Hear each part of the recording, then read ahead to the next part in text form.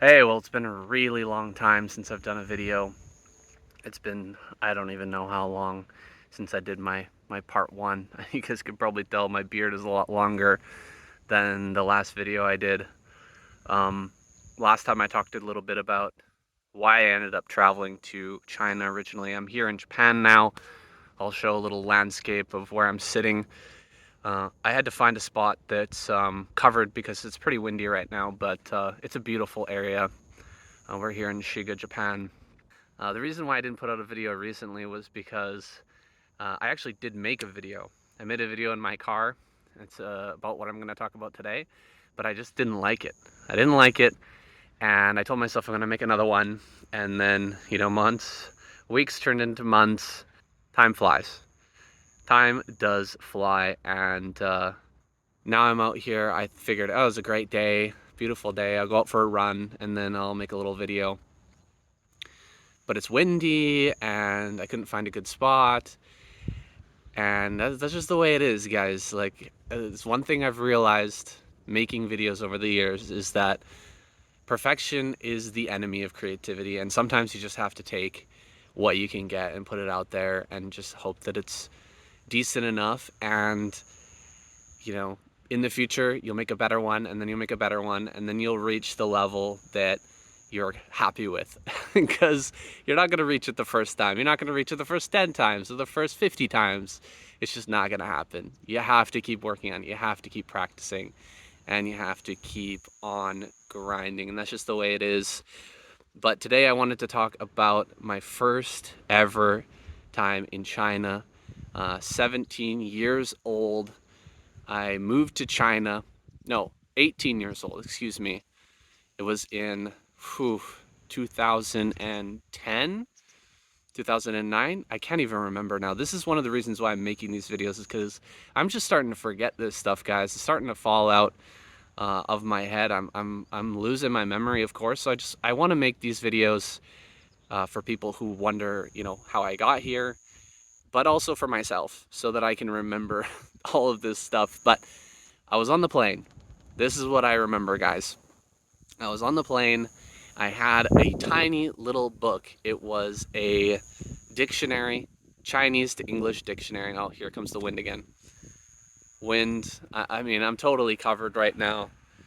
Um, the wind is supposedly coming from behind, but it is what it is. We're gonna get some wind here, guys. Again, perfection is the enemy of creativity, so we're gonna push through. And I had a tiny little dictionary, and I was looking up Mandarin phrases, and I was super excited, also super nervous, but I knew that there was going to be someone who was going to be picking me up, and they were going to get me to my destination, and I had a job lined up, and I had an apartment lined up, and everything was ready. All I needed to do was just get there. So I'm on the plane. I'm already in my mind. I'm on my way. I'm there. I'm ready. I was not ready. I was not ready at all. Um, I arrived in the middle of the night at Beijing airport. It was something like 1 a.m., maybe 2 a.m. in the morning.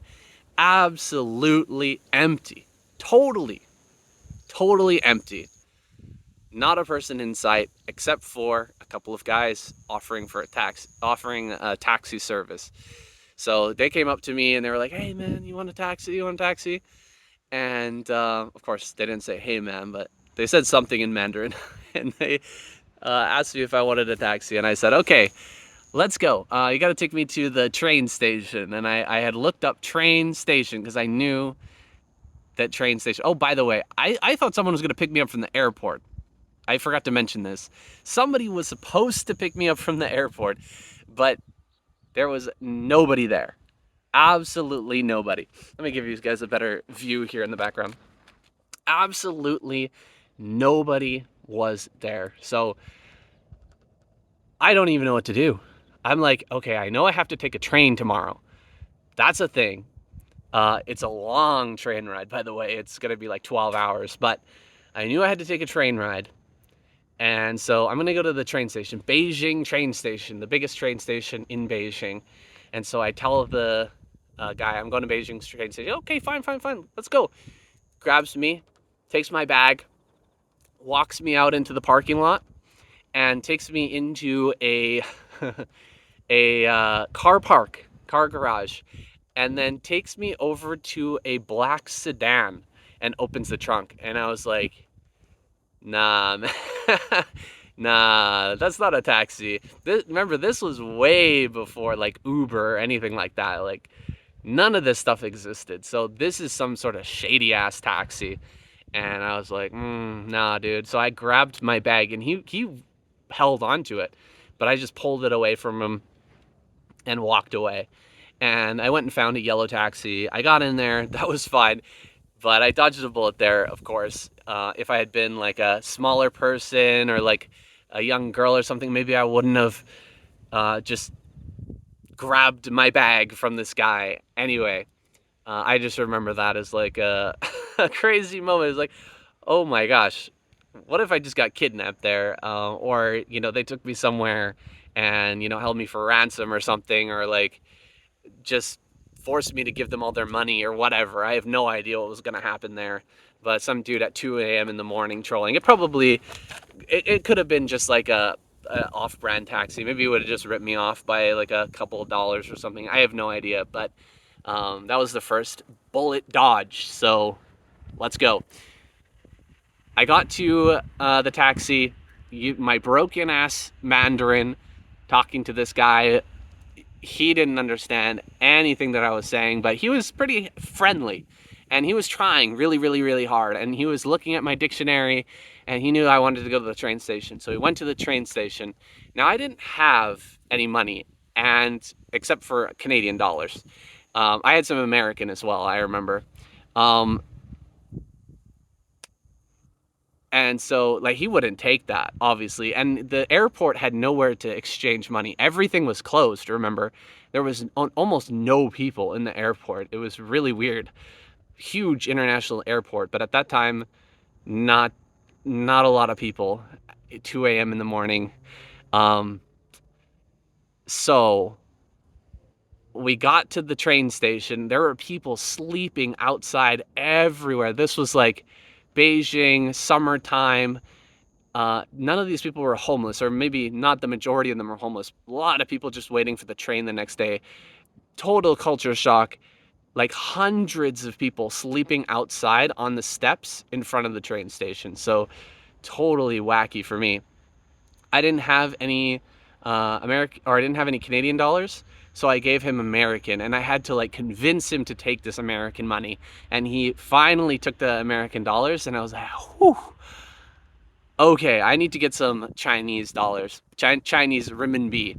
And luckily for me, as I was walking around this train station, a little rickshaw driver walks up to me, and he's like, "Hey, how's it going?" English. He could speak English, barely any English, but he could speak some English. And I was like, "Oh my God, somebody, thank fuck. I don't have any cell phone service. I don't have any connection, no Wi-Fi, nothing. I'm just standing here in front of the Beijing train station at 2, maybe 3 in the morning now.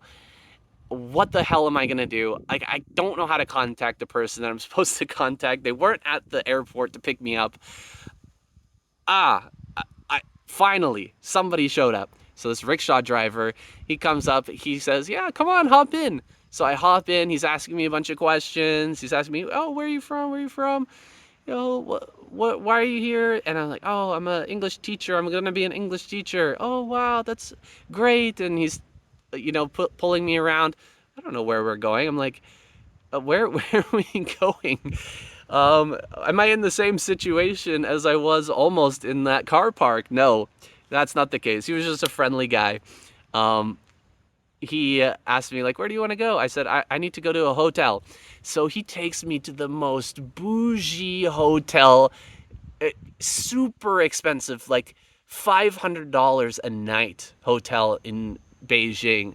And I walk in the lobby, I'm like, oh my God, this is going to be insanely expensive. So I walk up to the counter, I ask them how much it is.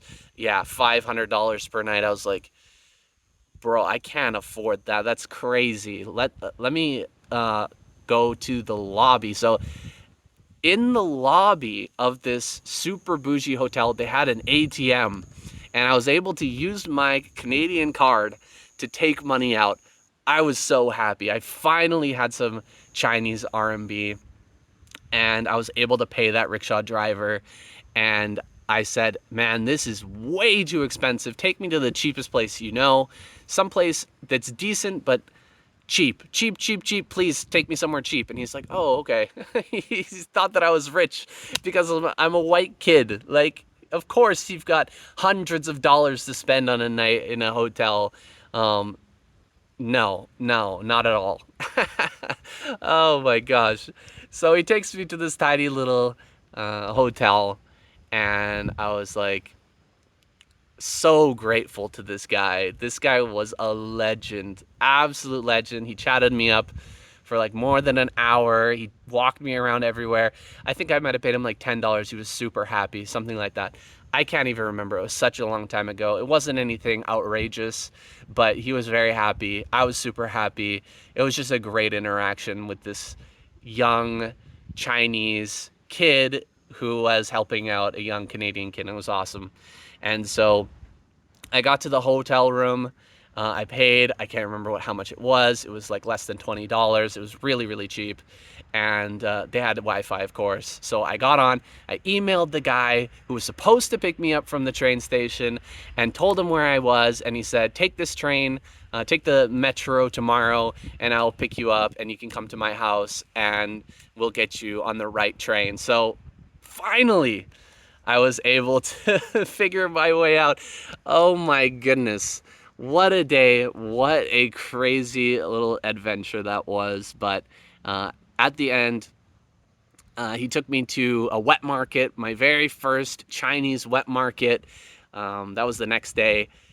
You know, bought a bunch of fruits and stuff. There were so many different fruits I'd never seen before in my entire life. I was completely like blown away by this Beijing wet market.